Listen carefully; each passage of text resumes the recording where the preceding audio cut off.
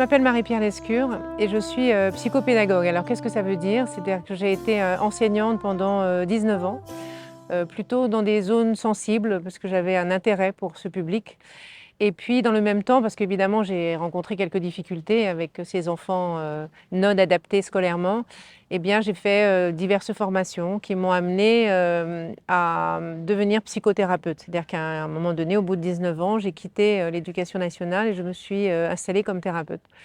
Et par hasard, beaucoup de parents avec des difficultés familiales, avec leurs enfants, des enfants décrocheurs. Enfin voilà, je me suis retrouvée avec un public quand même assez particulier, enfin ciblé, qui parlait bien sûr de mes compétences et de ce que je pouvais apporter, mais du coup je me suis retrouvée confrontée à un public de cet ordre. Et là, j'ai mieux compris en fait la manière dont on pouvait expliquer la violence, expliquer la violence qu'on se fait à soi-même, que les enfants se font à eux-mêmes en décrochant scolairement, en étant violents, et la violence qu'on leur fait subir. En fait, ça m'a paru beaucoup plus simple, beaucoup plus clair. À la fois la formation que je faisais pour devenir psychothérapeute, qui m'avait ouvert le champ sur la connaissance de soi, et puis ce public-là qui me renvoyait des récits régulièrement alimentés par plein de situations qui allaient toujours dans le même sens, c'est-à-dire qu'il y avait souffrance, il y avait violence, et on ne traitait pas le problème à la racine.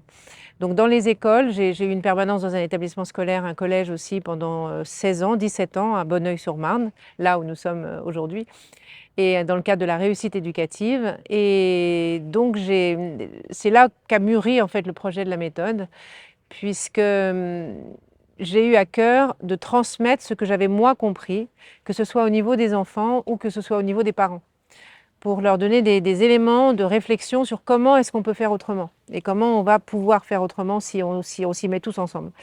Bon, donc j'ai commencé dans ce cadre-là et puis ensuite j'ai élaboré donc un processus qui permettait de dire que si les enfants suivaient ces étapes-là, eh bien on allait pouvoir prévenir cette violence-là, le harcèlement, mais plein d'autres types de violences. Et on allait pouvoir leur permettre de devenir plus conscients de qui ils sont, de leur souveraineté, si on peut employer ce terme-là, et qu'il est compréhensible par tout le monde. Mais en tout cas, être en capacité d'être vraiment eux-mêmes dans un pouvoir d'agir sur le monde et en coopération avec les autres.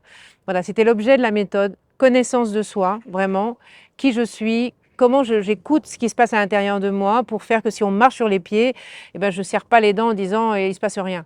Donc comment je peux prendre conscience par un signal qui est à l'intérieur de moi que j'ai besoin de mettre des limites et de pouvoir me faire aider si je n'arrive pas à faire ça tout seul. Donc ça a été la première amorce de ce projet, de la méthode T'as tout compris, qui s'est construit dans ce principe-là, avec bien sûr tout de suite en parallèle la coopération, mettre des processus de coopération là où la compétition s'installe le plus souvent.